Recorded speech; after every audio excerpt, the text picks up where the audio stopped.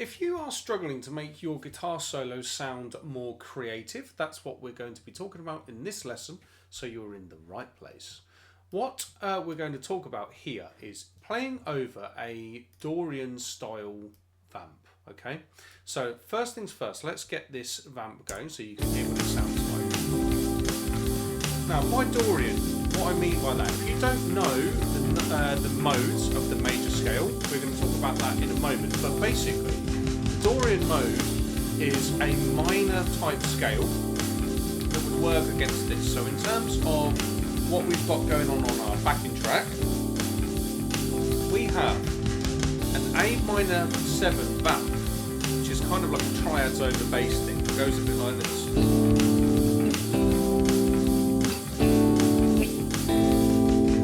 So that's a D chord with an A in the bass. The second time round it's just A minor 7. So, and then we've got a C triad with an A in the bass. Okay.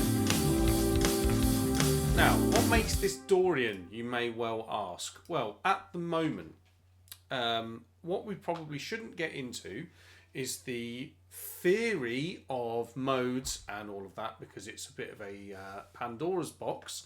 If you are looking for more help with decoding what your particular problems are on the guitar, there is a link in the description where I can help you out with that stuff more. But for now, let's just basically do this.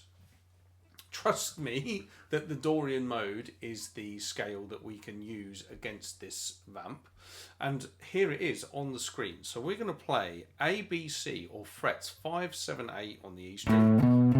Then we're going to play 5, 7 on the A string.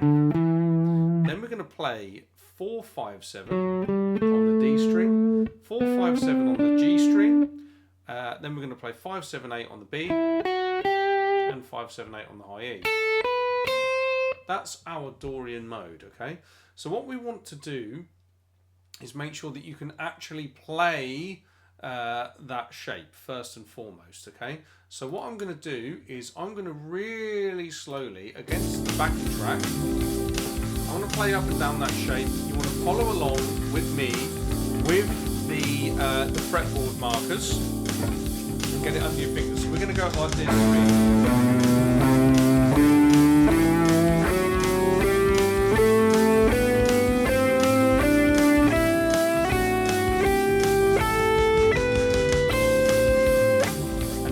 Back down at the same sort of speed, okay? So when I count this in, let's do that together. Here we go. And a 1, 2, 3, 4.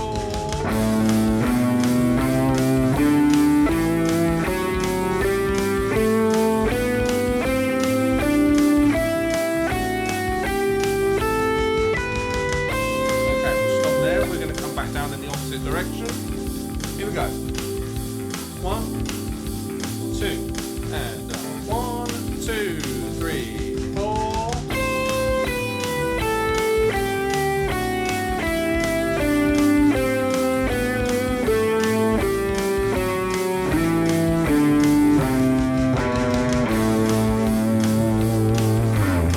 Okay, so that's the Dorian modal shape that we're going to be using. Okay, so if you are looking to get more creative with your soloing, first things first, these are the sorts of things that you want to learn. The next thing that's really important on your page or on the video on the screen that you can see in front of you, I have labeled out what the specific intervals are of the scale, okay, so that you can see where everything is. Now, one of the things that you'd want to do is go through against your backing track and hear what each one of these notes actually sounds like. So this is a case of playing slower rather than playing faster. Okay, so let's start with our root note. We'll play that in every octave. So the root note.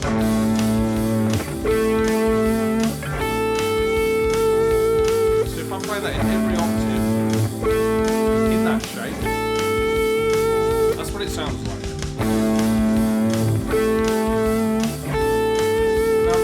Of the root note is that it's basically the most important note in the shape.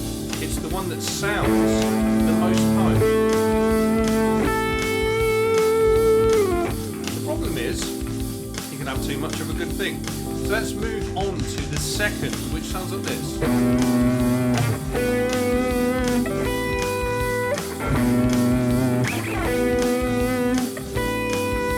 Okay, keep playing that with me in each octave. And again, 2, 3, 4. Now this doesn't sound particularly stable, does it? If we play it in conjunction with the root, like that on the top string.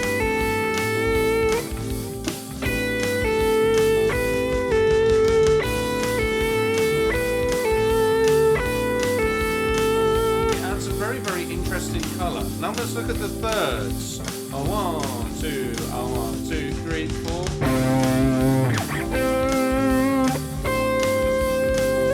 So the thirds are basically what makes it major or minor. 1, 2, 3, 4. 1, 2, 3, 4.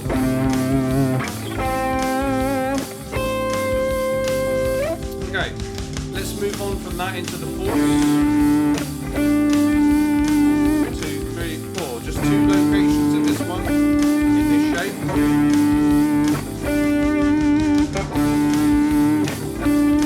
So again, the fourth is an interesting sort of colour tone. It would work lovely if I had that kind of chord in the background. I know. So it sounds a little bit suspended. Okay, the fifths. We only have 2 locations of the fifths. Now after the root, the fifths are the most stable interval. Let's now move on to the sixths. Now there's a very interesting note in Dorian mode. Why, you may ask? Well, this one is very characteristic of the Dorian mode. Other minor scales will have a flat 6, which sounds like this, which is really going to clash with the backing track we got, because in that first chord, the D over A, we've got that 6 in there. But it's quite a pungent tone, isn't it?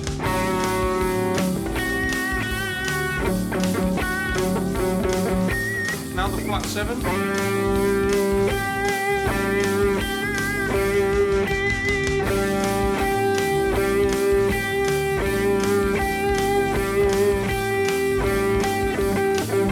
So that's the last of our chord tones in the flat 7.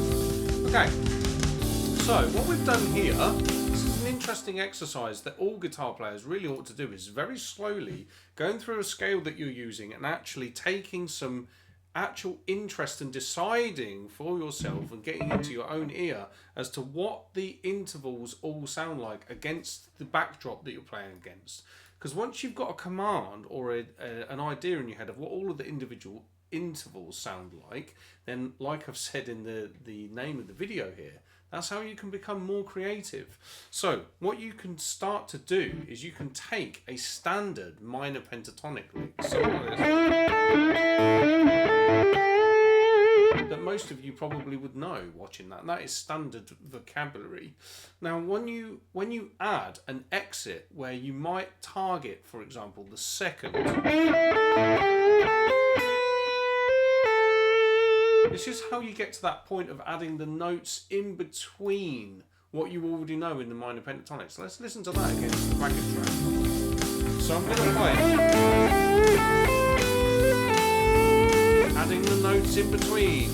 1, 2, 1, 2, 3, 4.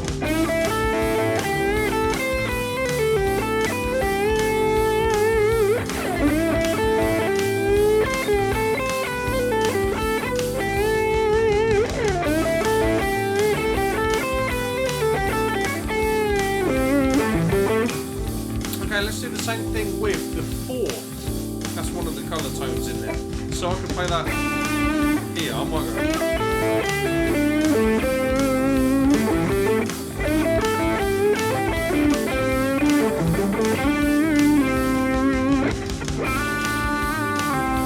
It's always when you go up to the fourth, it wants to come back to that minor Just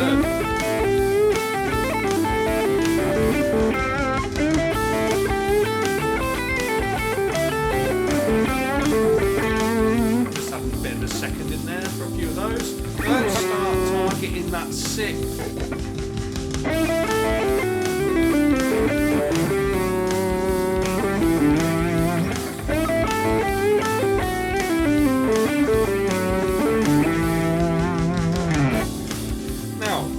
Doing here is, at this point, I can basically take a standard guitar lick and then start targeting different extension notes, the fourth, the sixth, the second, stuff like that.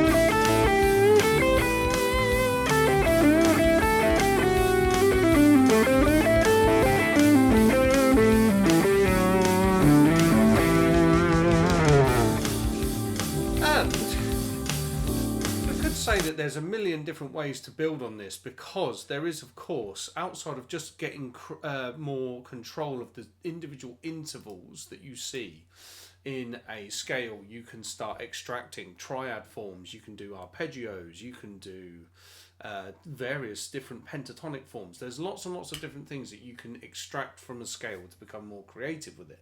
But the first thing that you would want to do is have a command and a control over specific intervals within a scale shape.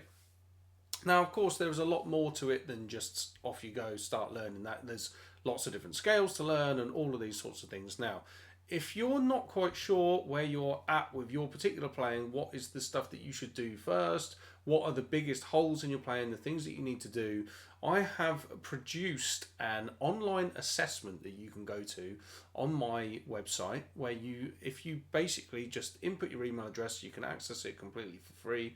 And then what you can start doing with that is go through a series of questions that I've asked my students over the years when I've taught one-to-one and things like that. First lesson, I would just go through a list of things. Do you know this? Do you know this? How's your technical ability holding you back? Or, all of that sort of thing. That would help diagnose the problems, and then diagnose the problems, but it would then give me an idea of what I would need to teach the students in order to help them get better. You can now take that assessment completely for free on my website and find out what it is that you should do. After that, I will give you a host of ideas on what you should work on from there. And of course, if you want my help to do the things that you've found that you have a problem with, there are various ways that you can access lessons, courses, etc. from me if you want more help after that. So go and check that out at the links in the description, and I will look forward to seeing you in another video sometime soon. Take care.